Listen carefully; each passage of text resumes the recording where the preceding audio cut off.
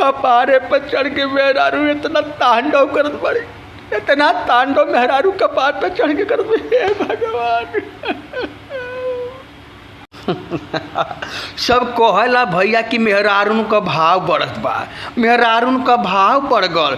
मर्दन के आगे मेहरारू समझ कि कपारे पर चढ़ के टॉयलेट करत बानी, तो टॉयलेट ना करी। हैं आखिर मेहरारू मर्दन के कपार पर चढ़ कर टॉयलेट करत हई, तो एक केकर देन है? मर्दन का देन है। अब पूछा कैसे? कहे ना आपन साड़ी लुगा तो मेहरारू पसंद करेनी, ई तो समझ में आवत, अच्छी बात है। लेकिन अब तो यहाँ तक स्थिति आ गई बा भैया कि अगर मर्दन का पैंट शर्ट भी पसंद करे के बा तो मर्द अपने नइखा पसंद करे, मौगी से कहता सुन, एक गोलुआ के मम्मी है तेरी एगो बुशर्टवा पसंद कर दा, ए टिंकुआ के मम्मी है एगो शर्टवा पसंद कर दा, है पैंटवा पसंद कर दा। यहाँ तक समझ ला भैया कि उन आदमी के बस में न आदमी से एगो चड्ढी आपन नहीं के पसंद हो पावत, ये अपने मन से खरीद ले। चड्ढी भी पहनत तारा तो मेहर के मन से।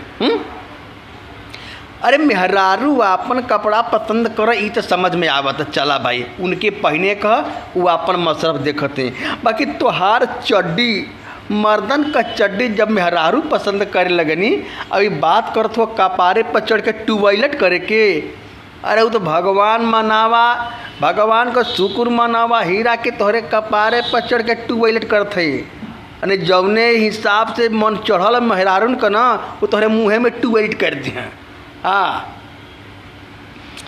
बाप रे बाप, जहाँ देखा भैया आदमी पीछे बढ़ा मेहरारू आगे बढ़ी, आदमी पीछे बढ़ा मेहरारू आगे बढ़ी।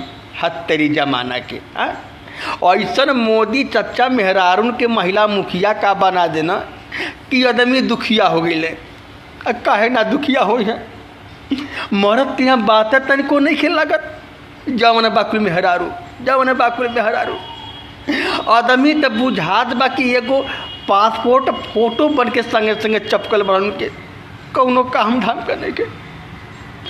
अभी कहला भैया कि बल्कि आदमी एगो वोटर आईडी बन गए बाड़ा, खाली नाम मात्र के बाड़ा। कुल का मेहरारू आधार कार्ड हो गए बनी, मेहरारू आधार कार्ड हो गए बनी और आदमी पहचान पत्र हो गए बड़ा। कौनो काम करना, कौनो काम धंधा बढ़िया कर, बल्कि मेहरारू नुक निकाय दिया। आ एक वजह क्या? आदमी के ढिलाई।